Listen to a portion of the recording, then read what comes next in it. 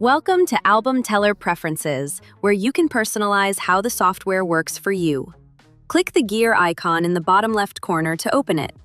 From here, you can control your interface, editing behavior, exports, storage, and external editing tools. In application settings, you can choose your language, measurement units, and theme, and also hide the feedback widget if you prefer a cleaner interface. Editor settings is where the more advanced options live. You can choose whether to show starting options when creating new projects, which is especially useful while you're still learning the software. You can also define the layout boundaries the editor should react to: all spread, bleed area, or safe area. If you want a full bleed look, you can allow photos to stretch to the spread edges. If not, you can keep them respecting their original aspect ratio. You can also show and validate bleed and safe zone overlays, helping you understand what may be trimmed and where important content should remain safe for print. In the Photos Quality section, AlbumTeller warns you when images are being pushed too far. The zoom safety range is color-coded.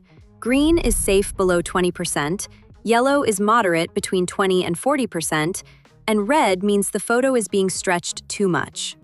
In photo files, you can enable automatic checks for changes in the original files, limit those checks to photos currently in use, and auto-scroll to the chapter of the selected page. All of these settings sync automatically, so your preferences follow you everywhere. In export settings, you can control the quality slider depending on your goal. Lower values, like 80%, are useful for faster client proofs, while 100% gives you the highest quality for final output. You can also add a prefix to keep exported files organized. In storage, you can define the default folder path for your projects. AlbumTeller can save everything to your cloud storage, so it's easier to stay organized and work across different computers. You can check the online storage tutorial on our channel. And in External Photo Editor, you can link tools like Photoshop.